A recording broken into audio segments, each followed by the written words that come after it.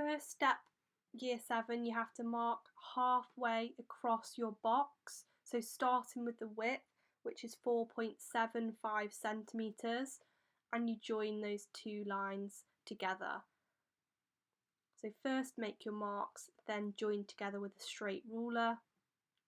Then you are going to measure your length, which is 6.1 centimetres, and you are going to place the marks on your page again.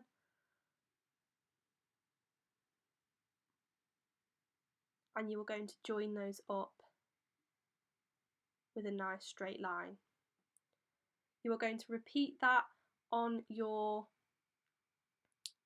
image, artist reference image, so that you have the same dimensions, 4.5 across, 4.75 across. Join those two together.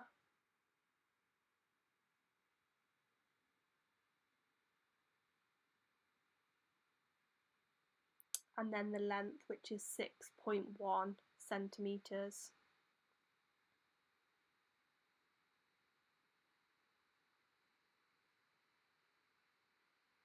You can double check your measurements if you need to with your ruler.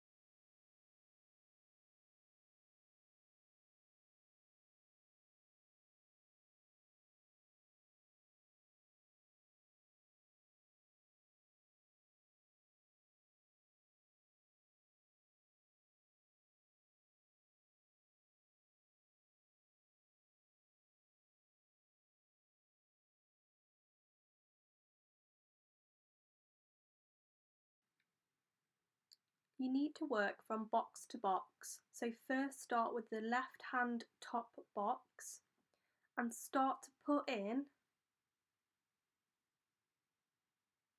your curved marks that define the lid of the jug, which is in that top left section, and it does stretch into the right hand section. So use your grid lines to consider where the jug comes to. Start to add in the lip of the jug and the basic outline. So consider how far away it comes from the side. You might want to use your ruler to measure, but first put in the outline of your jug.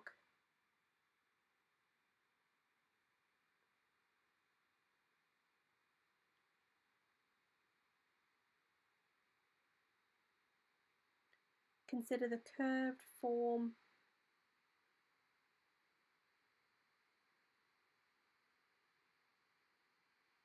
of the base of the jug, which is thicker than the top part.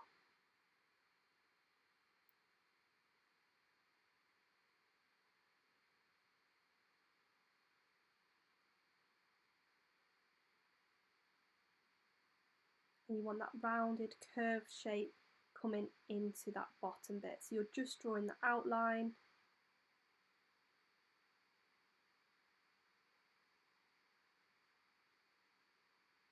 Make sure you've got nice, smooth, soft lines.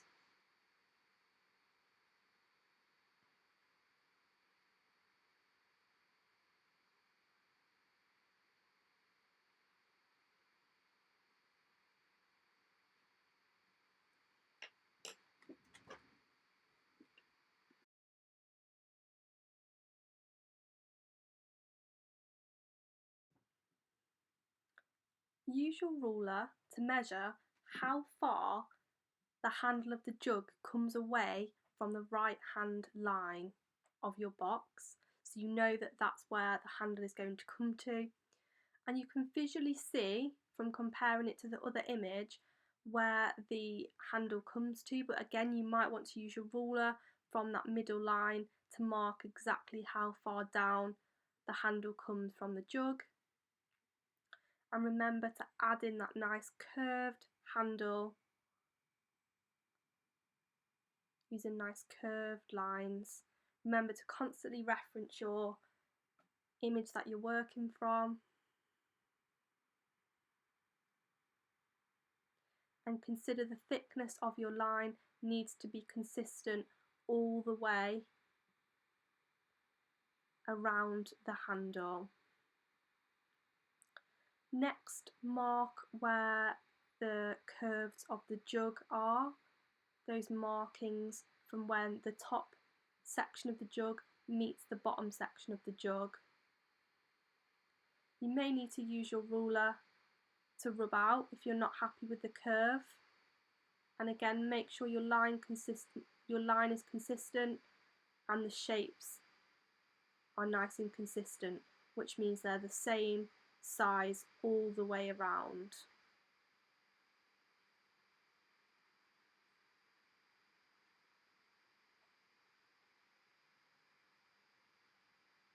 Again, do this to the top of the jug where the lid is, and you'll notice that it meets the top of the handle.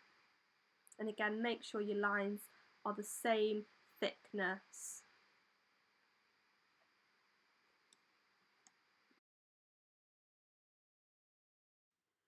Next, you need to add in the objects around the main jug, which is the small little teapot to the right hand side.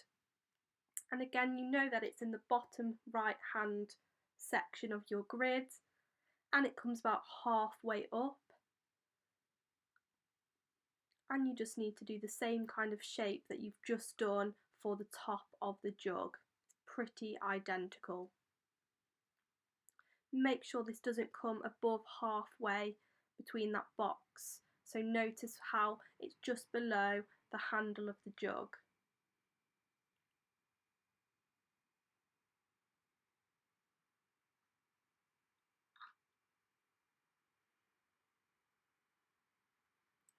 You also need to add in the diagonal line from the object that is directly next to the jug and draw a diagonal line that comes just to that top bit of the teapot.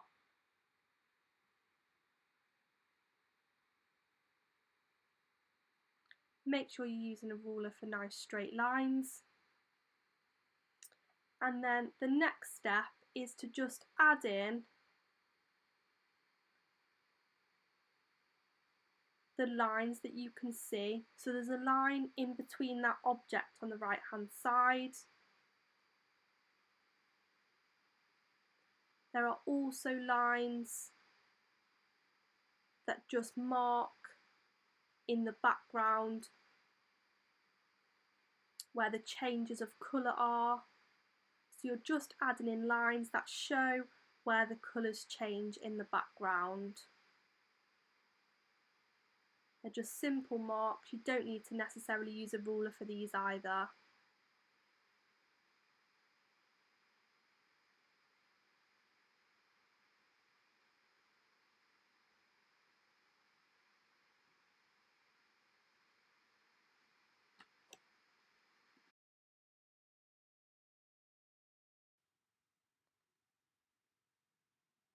The next thing to do is to use your rubber to rub out any grid lines that you don't need anymore.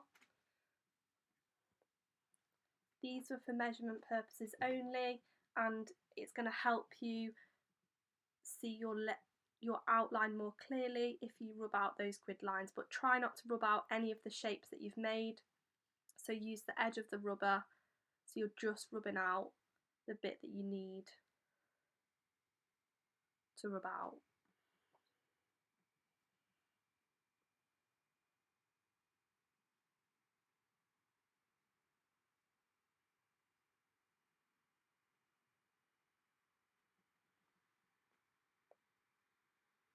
The next step is to exaggerate your outline to make it nice and bold. You'll see with the art movement style with Fauvism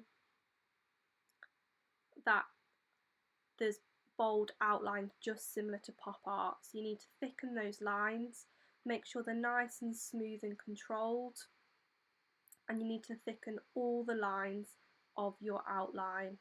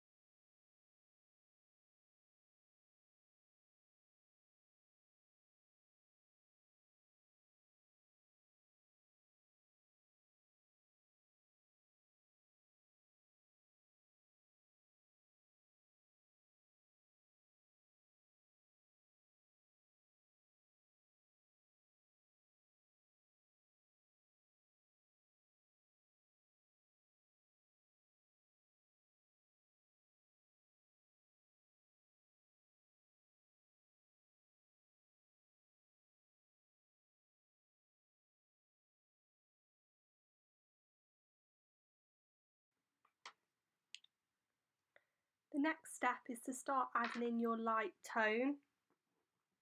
Remember, it's always best to start working light to dark with your tone, so you need to have a light pressure on your pencil.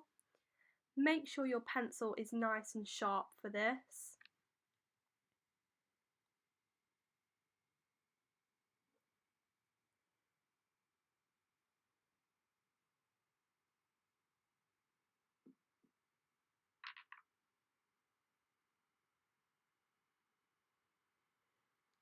You can always use your finger to blend the pencil tones as well, so you've got a nice smooth blend.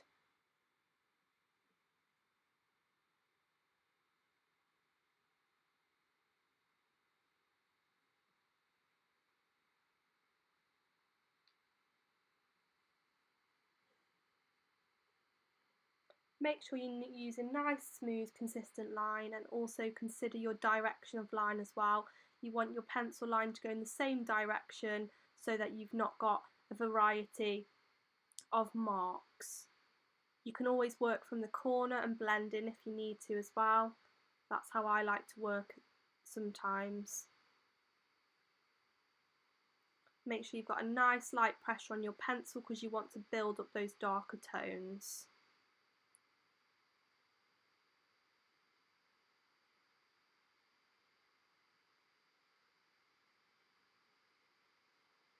Do this over the whole of the jug so that you can build up your darker tones over the top, and you can always use a rubber to add in highlights if necessary. But it's always better to start working light and build it up than go too dark and you will struggle to rub it out.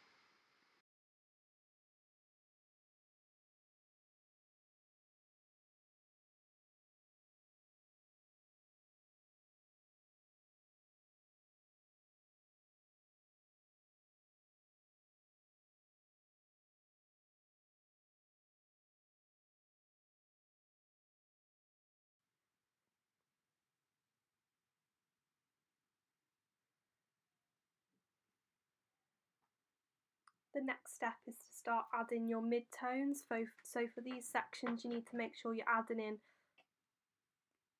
more pressure to your pencil.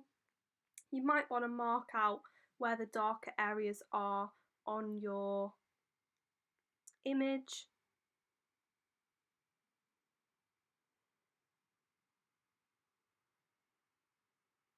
Remember, there is a black and white reference image on the slide for you as well to work from.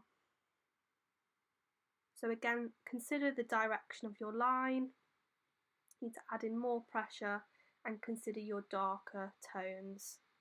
These are more mid-tones, so not your really darkest tones yet. And use that nice directional line, soft lines as well.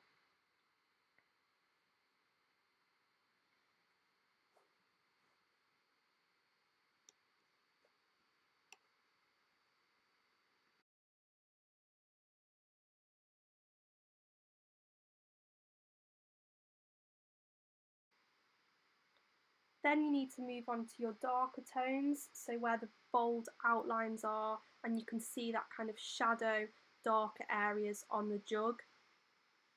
So it tends to be where you've already drawn your lines. So where the top section meets the bottom section of the jug, there's that darker area, also at the side there as well.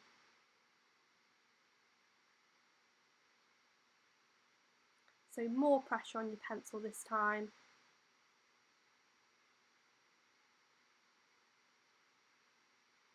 And again, you can use your finger to blend these tones out so you've got a nice smooth blend. But this style does have quite block colours, so don't worry too much if your image doesn't look really softly blended, because that is the style of the artwork anyway. So think about all those different tones that you can see and start to add in, thicken those outlines to get those darker shadows and tones at the side of the jar. Next you need to use your rubber to add in your highlights. Now don't be afraid to use quite sharp blocks of the rubber to get that style, to think about where those yellow sections are on the artist's image. So nice block sections of highlights.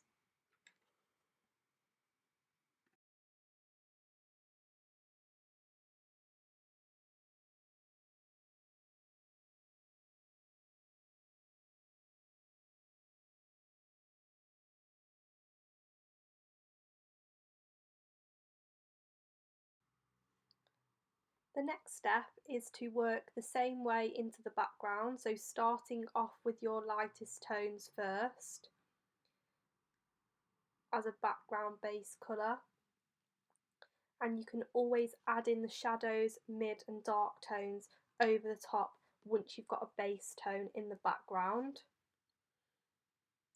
Remember to use directional line, keep your pencil lines nice and smooth in the same direction so it's consistent throughout the drawing.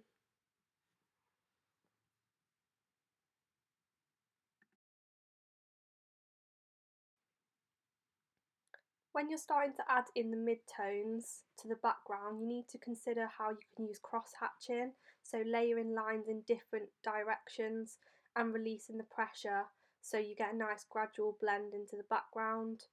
Consider where there are shadow areas in the background and use your image to visually see where you need to add in those shadow tones.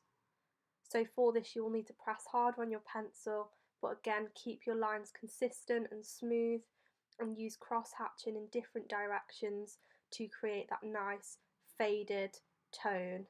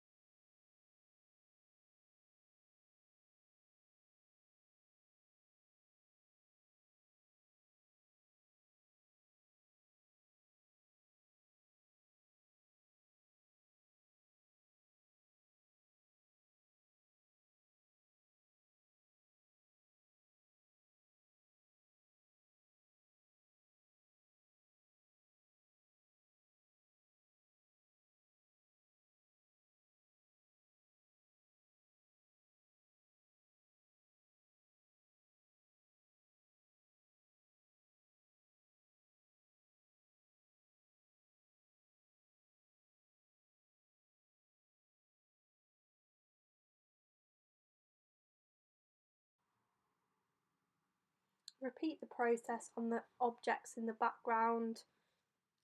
Start working light to dark. Consider where your shadow areas are. Use your finger to blend if you need to as well.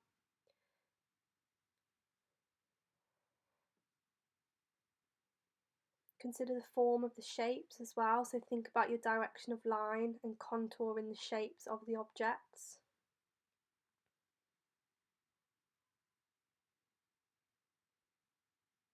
And again, use cross hatching, so layering those different lines on top of each other to think about how you can gradually add in darker tones, and you may need to add in more pressure to your pencil as well to achieve these darker sections.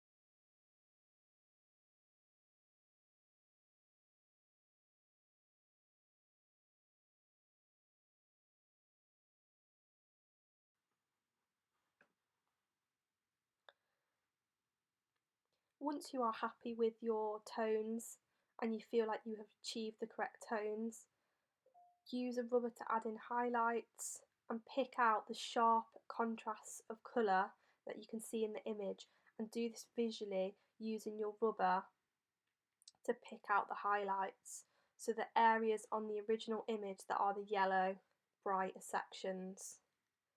This will also help to create three-dimensional form in your final piece.